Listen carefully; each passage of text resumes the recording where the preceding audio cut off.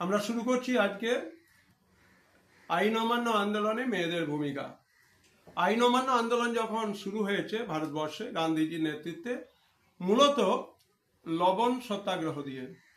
লবণ সমুদ্রের জলকে ফুটিয়ে লবণ হিসেবে ভারতীয়রা ব্যবহার করত এবং আমাদের দেশের শাসক ইংরেজরা এই লবণের অতি প্রয়োজনীয় এবং প্রতিদিনের সামগ্রী, তারপরে কর বসিয়েছিল। এখন তোমরা বিভিন্ন বইতে দেখতে পাচ্ছ যে প্রথম থেকে লেখা হয়েছে আইন অমান্য আন্দোলনে মহিলারা অনেক ভূমিকা টুমিকা নিয়েছিলেন, মহিলাদের নাকি দারুণ সাড়া ছিল। বোধহয় ব্যাপারটা তা নয়। বিষয়টা এটাই যে গান্ধীজি কিন্তু কোনোভাবেই প্রথমে মহিলাদেরকে এই লবণ আইন সত্যাগ্রহে জড়াতে চাননি। কারণ কি আছে না আছে সে বিষয়ে আমরা জানি না, কিন্তু গান্ধীজি কোনোভাবেই চাননি যে মহিলারা লবণ আইন সত্যাগ্রহে অংশ নিক।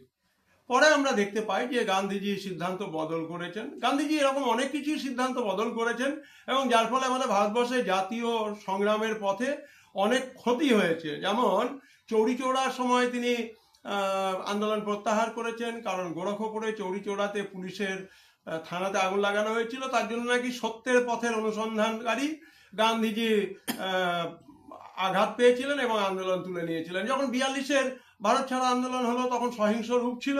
তখন গান্ধীজিকে প্রশ্ন করা হয়েছিল, আপনি কি আন্দোলন তুলে নেবেন?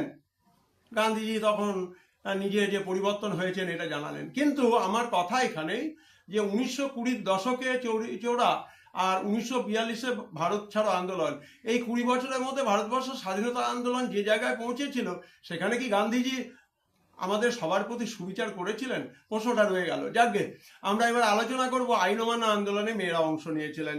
এবং এই আইন অমান্য আন্দোলনে আমরা কমলা দেবীর কথা জানি এবং সরোজিনী নাইডুর কথা জানি।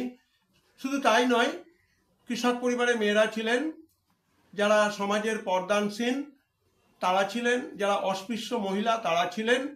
এবং বিশেষভাবে কমলা দেবী এবং সরোজিনী নাইডু লবণ উৎপাদন কেন্দ্রে লবণ জল তুলে জল ফুটিয়ে লবণ তৈরি করে আইনটাকে ভঙ্গ করেছিলেন। এবং আমরা দেখতে পাই গান্ধীজির নিয়ন্ত্রণের বাইরে চলে গেছিল 10,000 মহিলা এই লবণ আইন সত্যাগ্রহে নাম দিয়েছিলেন।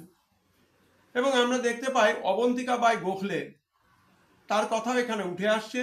দলিত আদিবাসী মহিলারাও এগিয়ে এসছেন। চম্পু ভাই, গোপিকা বাই এই আন্দোলনে অংশ নিয়েছিলেন। দলিত নারীদের মধ্যে ধুতিবেন সোলাঙ্কি এবং সোনাল সোলাঙ্কির কথা আমরা বলতে পারি। সুতরাং অতি সংক্ষেপে আইন অমান্য আন্দোলনে মহিলারা কিভাবে অংশগ্রহণ করেছিলেন সে বিষয়ে আলোচনা করা হলো। ভিডিওটি ভালো লাগলে সাবস্ক্রাইব করবে, বন্ধুদের সঙ্গে শেয়ার করবে এবং কোনো কিছু তোমাদের ভিডিও নিয়ে জানার থাকলে কমেন্ট বক্সে গিয়ে কমেন্ট করবে। সবাই ভালো থেকো।